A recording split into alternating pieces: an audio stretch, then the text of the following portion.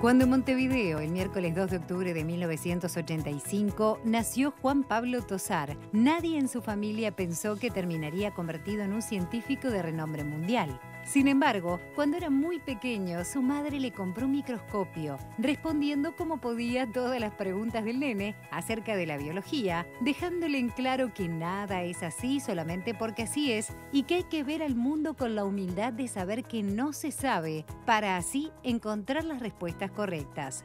Durante la adolescencia, Juan Pablo se interesó por los juegos de computadora, llegando a diseñar un póker con el que siempre le ganaba a sus 4 hermanos, ya que sabía cómo hacer trampa. Nunca pensó en dedicarse a la ciencia, hasta que estando en sexto de liceo se enteró de que existía una carrera llamada bioquímica. Sintió que algo lo atraía y se anotó en la Facultad de Ciencias de la Universidad de la República. La prueba de que ese algo que había sentido era el llamado de la vocación es que actualmente es doctor en Ciencias Biológicas, profesor adjunto en régimen de dedicación total en la Facultad de Ciencias, investigador del PDCIVA, del Sistema Nacional de Investigadores de la ANI e investigador asociado en el Laboratorio de Genómica Funcional del Instituto Pasteur. Precisamente allí, Tosar comenzó a investigar las virtudes del ARN, el hermano con perfil bajo de uno que conocemos por las series y los noticieros, el ADN. El ARN, cuyo nombre completo es ácido ribonucleico, cumple, entre otras funciones, la de transportar información entre las células, actuando como un cartero que, además de llevar la correspondencia, se encarga de decidir qué cartas se entregan y cuáles no, logrando así que cada célula cumpla una función distinta. Tosar descubrió que fuera de las células, además de ARN, también existen ribosomas, verdaderas fábricas de proteínas, y este hallazgo, casi casual, llevó a que sus conclusiones fueran publicadas el año pasado por la revista científica Nature, una de las más prestigiosas del mundo. Como si fuera poco, este año, Nature volvió a fijar los ojos en él, esta vez en la sección Donde trabajo, para mostrarle al mundo cómo funcionan los equipos de científicos de la UDELAR y el instituto, que sin duda se encuentran al nivel de los mejores del mundo.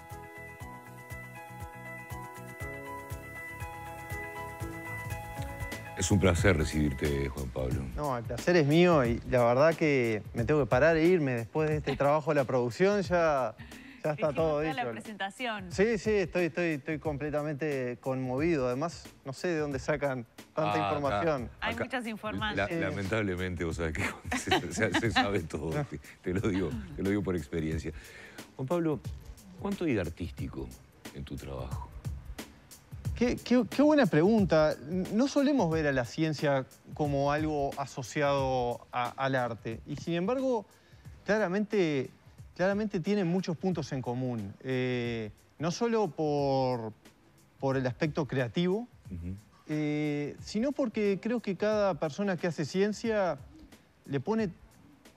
No se hace ciencia como robots, hacemos ciencia como lo que somos, humanos. Con pasión también, ¿no? Con pasión, y cada uno le pone, digamos, su modo de... Por más que hay como ciertas reglas, tiene su estructura de hacer las cosas, creo que cada investigador, cada investigadora le pone su impronta personal al tipo de trabajo que hace, y de hecho hay muchos descubrimientos importantes que uno podría hacerse la pregunta en el pasado de qué hubiera pasado de no existir tal persona, digamos, que por una serie de casualidades o de circunstancias terminó dando con algo, posiblemente se hubiera descubierto tiempo después, pero yo creo que hay muchos aspectos entre la ciencia y el trabajo, digamos, sí, creativo en general, cultural y artístico, así que me gusta arrancar por ese costado. Hablando de la creatividad, ¿qué hacías vos con ese microscopio que te regaló tu mamá cuando eras niño? ¿Qué cosas hacías? ¿Qué investigabas? No hacía demasiado porque era medio vago, como para... Claro. Tenía un librito con instrucciones, como con preparados para hacer, y me gustaba ir a lo simple y agarrar... Me acuerdo que cazaba moscas y ponía el ala de las moscas. Eso era chico, no tengo tanto, pero del ala de las moscas me acuerdo bien. Pero no, en mi mente nunca se me pasó porque fuera eso, o sea, era como un costadito, más que ahora viendo en retrospectiva. Después cambié el mundo de lo chiquito por el mundo de las cosas más grandes y empecé a ahorrar lo poquito que podía ahorrar de niño adolescente haciendo los mandados para poder comprarme un telescopio. O sea que esas cosas estaban, pero yo ni sospechaba que terminaría dedicando mi vida a esto, digamos. Juan Pablo, las ciencias me voy al microscopio y a las células, ¿verdad? De pronto la imagen esa que tenemos de la célula. Y capaz que la pregunta está mal formulada y me disculpo por eso, pero ¿son las ciencias el centro del quehacer de la sociedad? No sé cómo explicarlo bien, pero digo, ¿es la ciencia el punto de partida de todo lo que viven las sociedades, lo que mueve a las sociedades, lo que hace que las sociedades sean mejores o peores? También da para reflexionar. Yo tengo una visión, digamos, muy humanista de la ciencia en el sentido de que para mí el hacer ciencia es intrínseco al ser humano. O sea, desde que tenemos registros del ser humano, las preguntas eran, digamos, las estrellas, los astros, el tratar de predecir cuándo iban a venir las temporadas de lluvia, etcétera, y tratar de conocer la naturaleza por una sed interior de revelar sus misterios y también de poder dominarlos, de una forma de predecir una temporada O comprender. Por eso, comprender es como que hay una sed muchas veces, y ahora en el mundo moderno, ahora por ahí está empezando a cambiar. Hemos limitado mucho, creo que al ser humano, a ciertas cuestiones más económicas vinculadas con la producción de alimentos de repente y ciertas cuestiones que les podemos ver un retorno productivo con claridad. Y a veces nos olvidamos que además de un hambre de alimentos, digamos, materiales, también hay un hambre de conocimiento que nos define y sin el cual no seríamos. Saber el porqué de las cosas. El saber por qué de las cosas, muchas veces, los científicos terminamos justificando nuestro trabajo pura y exclusivamente en función de esto podría dar lugar a un fármaco que curaría una enfermedad o esto podría dar lugar a un producto que se pueda comprar y vender. Eso está bien y es parte de, pero también me gusta decir, esto es importante estudiarlo porque es apasionante estudiarlo. Claro. Y no es solo apasionante estudiarlo para que nos lo quedemos los científicos en nuestros laboratorios, porque eso sería como algo sería algo como raro. Es como tener una obra de arte en una caja fuerte. Exacto. Egoísmo, digamos, ¿no? Como no transmitir eso porque puede servir para el futuro. Claro, es que... No sé. Corríjame si estoy equivocado, pero esa cuestión de adentrarse en los misterios de la naturaleza, comprenderlos y esa pasión, yo no creo que sea algo que solo lo tenemos los que nos dedicamos a la ciencia. ¿Acaso ustedes, digamos... ¿De dónde venimos? Exacto, son preguntas que nos movilizan a todos y a todas. Entonces, está bien que a algunos nos toque hacer ciencia, si se quiere, de forma más profesional, pero el comunicar la ciencia, el interiorizarnos de las cosas, en qué están los científicos, qué están investigando, salió esto, creo que es algo que a todos nos hace vibrar. Y de un tiempo a esta parte creo que eso se está materializando más, en buena medida porque los medios, y aquí un agradecimiento, están poniendo más la mirada en la ciencia. Tal vez la pandemia haya contribuido a eso, sin duda.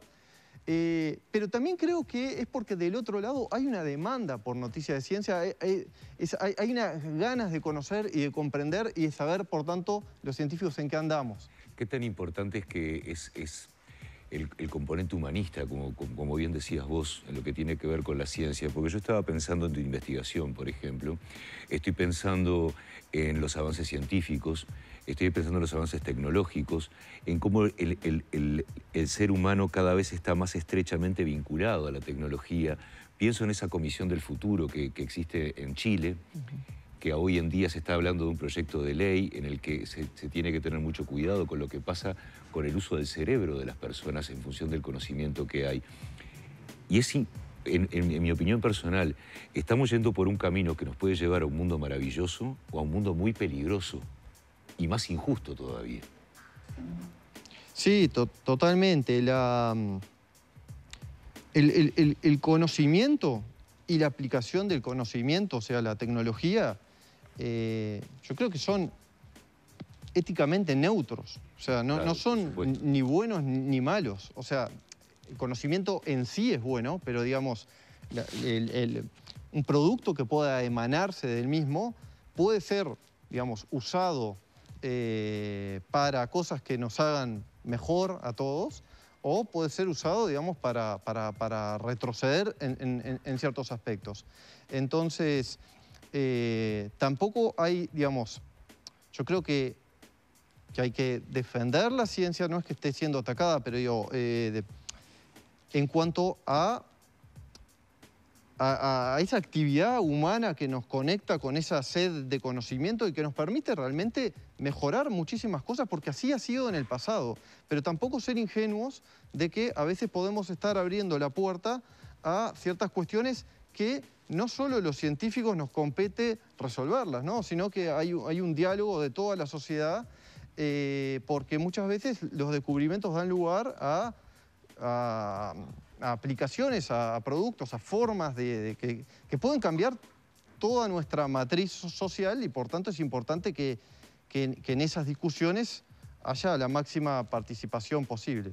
Pero en general, si uno mira, digamos, la historia de la humanidad y lo que la ciencia ha contribuido al respecto, sacando algunos episodios oscuros, yo creo que, digamos, es muy luminoso. Pero en muchos. convengamos en que esos episodios oscuros no fueron responsabilidad del científico generalmente, sino de lo que hablábamos hace un rato, del uso que se hace de la ciencia cuando de pronto el científico no es dueño, entre comillas, de su descubrimiento o de su trabajo. Sí, exacto, porque una vez que la ciencia es ciencia cuando se comunica, ¿no? O sea, mientras uno tiene el hallazgo y los resultados anotados en su cuaderno, eso genera mucha adrenalina, es muy interesante.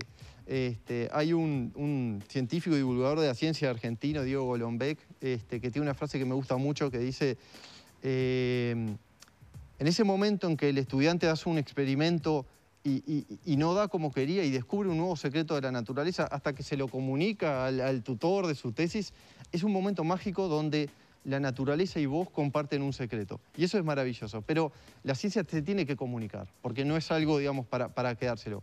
Y una vez que se lo comunica, ya no le pertenece a los investigadores, ya es parte del patrimonio de la humanidad. Entonces, y eso lo estamos viendo, sobre todo en con este tema de la pandemia, ese proceso de entre esa salida rápida de los resultados de investigación de los laboratorios, digamos, y una comunicación inmediata, es un proceso que se ha acelerado mucho y bueno, creo que es un caso de estudio bien interesante. Juan Pablo, nos encantaría hablar un montón, tenemos un ratito más, pero quería preguntarte por esta nueva publicación que hizo la revista Nature y la importancia que tiene investigar y saber y conocer cómo actúa este ARN dentro del cuerpo, ¿no? Sí, esta revista de ciencias es muy importante en el mundo de la ciencia, valga la redundancia, y tiene muchos artículos muy densos, que en general se publican, son de científicos para que lean, en general científicos son muy difíciles, incluso cuando venís de otra disciplina son hasta difíciles de entender. Hoy decíamos eso, que ahora ustedes son mucho más accesibles a nosotros, así que verdad. agradecemos. En la Quizás comunicación. la revista Nature tendría que hacer otra revista paralela para los lectores comunes. Bueno, pero es que en realidad justamente, a eso iba, tiene una mitad de la revista en ese sentido y una mitad más de revista más como de divulgación. Y en esa mitad más periodística, más revista tipo magazine, es que hemos caído, digamos, nosotros, y a mí me ha tocado representar ese trabajo en dos oportunidades, el año pasado y ahora en este. Y en este caso lo que han hecho es una reseña de nuestro trabajo con el ARN extracelular. Cuando digo nuestro, no es por una forma de hablar, sino porque realmente hay mucha gente, hay un equipo muy grande de investigadores en distintas instituciones que venimos trabajando en esto. A veces me resulta un poco incómodo la atención se termine centrando en mí, digamos, cuando hay más gente a la que le mando un saludo también. Nosotros también, y le agradecemos el trabajo. Y bueno, en este caso es una reseña sobre la línea de investigación de ARNs extracelulares. ¿Qué quiere decir los ARNs extracelulares? Hubo una excelente reseña al principio sobre qué es el ARN, pero lo que estamos viendo es la capacidad de esas moléculas de ARN que dentro de la célula regulan qué genes se prenden y se apagan, o sea, regulan qué es lo que la célula hace. Lo que estudiamos es esos ARNs cuando salen de la célula y pueden ingresar a otras células del organismo.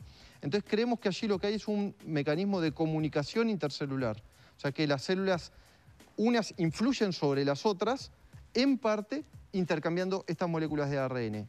Y además, como hay ARN en el medio extracelular, o sea, afuera de las células, ese ARN llega a la sangre y eso da lugar a una aplicación también en salud posible, en la cual hay mucho interés, que es la posibilidad de, a partir de análisis de sangre o de orina, porque también hay ARN en la orina, a partir de análisis de rutina, o sea, hechas en personas sanas, que anualmente nos podamos someter, por ejemplo, a uno de ellos, se pueda secuenciar todo el perfil de ARNs en esas muestras y detectar de repente moléculas que estos ARNs no son de esperar en personas sanas y por tanto eso permitiría a los médicos estudiar más a fondo a estas personas. En enfermedades como el cáncer, tener una herramienta de diagnóstico precoz, o sea, antes de que la persona sienta síntomas, puede ser un diferencial importante. Y esto capaz que cierra un poco, lo conecto con el principio, la pregunta que Cairo hacía, sobre esa dualidad entre la ciencia más guiada por curiosidad, por tratar de entender cómo somos y cómo funcionamos, y la aplicación de ese conocimiento en cuestiones que sean útiles para la salud, para la sociedad, más allá de ese conocimiento, que también lo es. Y creo que en este tema un poco es fácil ver esas dos miradas como, digamos, son inseparables una de la otra. Nos van a matar porque nos están pidiendo que cerremos la nota, pero yo no puedo, perdón, no podemos evitar, no es por ti, además el que tiene que hablar es el entrevistado. Por supuesto. Hay muchos jóvenes o niños que nos están mirando y, bueno, hay personas que se preocupan por el futuro de esos niños, ¿verdad? Como una puntita y con una respuesta corta. ¿Por qué la ciencia? ¿Por qué podría ser la ciencia un horizonte para un niño o para un muchacho? ¿Por qué la ciencia? Porque yo creo que la vocación es algo que un poco lo construimos, pero también lo descubrimos. Y cuando uno tiene una vocación por comprender las cosas como son, por comprender lo desconocido, por no tomar las cosas como nos las dan, sino tratar de penetrar, entonces la ciencia es para uno, o sea, uno se va a realizar en ese sentido. Tiene un componente lúdico también. Tiene un componente lúdico sin dudas. También es un trabajo con todas las características que tiene, pero es un trabajo que a mí me apasiona. Yo disfruto cada día de mi vida, digamos, salvando excepciones, y para mí ir a trabajar no es sinónimo de algo, digamos, negativo o aburrido o tedioso, sino que muchas veces es todo lo contrario. Entonces, no, como todas las vocaciones, no creo que todo el mundo vibre, digamos, con eso, pero quienes descubran que tienen una tendencia a tratar a querer saber qué hay detrás los invitaría realmente a explorar esa posibilidad. Y un mensaje que creo que es importante, y con esto me gustaría cerrar, es que la ciencia es muy importante, pero también la ciencia es muy importante para Uruguay. Y que se puede hacer ciencia en Uruguay, o sea, desde Uruguay, con ciertas particularidades que no vamos a esconder, pero de altos estándares internacionales. O sea, no es algo que haya que irse a otro país para poder muy lejos hacerlo. de esa ciencia mundial, internacional, que realmente las investigaciones que hay en Uruguay son buenas. Totalmente. Y por supuesto ustedes, que son los que lo hacen posible, por supuesto, ya lo vemos en las grandes revistas y en las grandes investigaciones, y nosotros estamos agradecidos, por supuesto, que nos representen de esa manera también. Muchas gracias por esta conversación. No, muchas gracias a ustedes y gracias por el espacio, y bueno, disfruté mucho la conversación. Nosotros también. Nos van a matar. Sí, vamos con Petru.